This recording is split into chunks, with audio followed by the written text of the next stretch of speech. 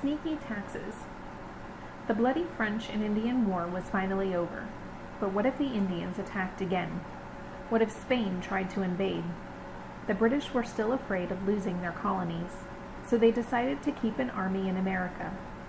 10,000 British soldiers called Redcoats, because of their red coats, were sent across the ocean. 10,000 men ate a lot of food, and they wore out hundreds of pairs of shoes and suits of clothing. Who would pay for their keep? The British said the colonists would pay. The British Parliament, which made laws for Britain and its colonies, passed the Quartering Act. It said that the colonists had to provide quarters, places to live, for all the redcoats stationed in America. Then the British thought of another way to raise money from the colonies.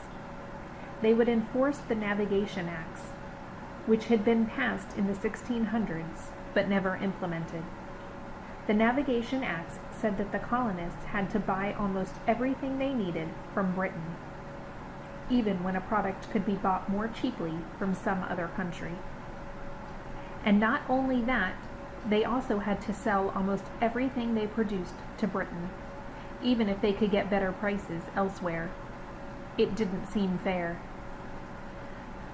Some people paid smugglers to bring in illegal foreign goods to sell to the colonies' own goods. Some people paid smugglers to bring in illegal foreign goods and to sell the colonies' own goods to other countries. They did business with their butcher, their baker, and their smuggler.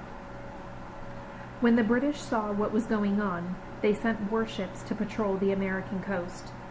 Smugglers who were caught were fined and imprisoned. This made the colonists angry. The Sugar Act made them even angrier. This act made it very expensive for colonists to import one of their favorite products, molasses. The Quartering Act, the Navigation Act, and the Sugar Act seemed to the colonists like sneaky ways of making Britain richer at their expense. Why couldn't the British raise money at home? The British people were already heavily taxed. There was even a tax on windows, so poor people bricked up their windows to avoid paying the tax. In addition to providing soldiers with a place to live, the Quartering Act made colonists responsible for furnishing each redcoat with candles, fuel, salt, bedding, and beer. One day, a British customs officer seized a ship carrying an illegal cargo of molasses. He left some of the men in charge of the ship and went for help. When he returned, the cargo was gone. So were the ship's sails, anchors, and ropes. 40 men with blackened faces were told had been carried off. Alright, so what I want you to do now in your journal is add to your timeline from the section we just read.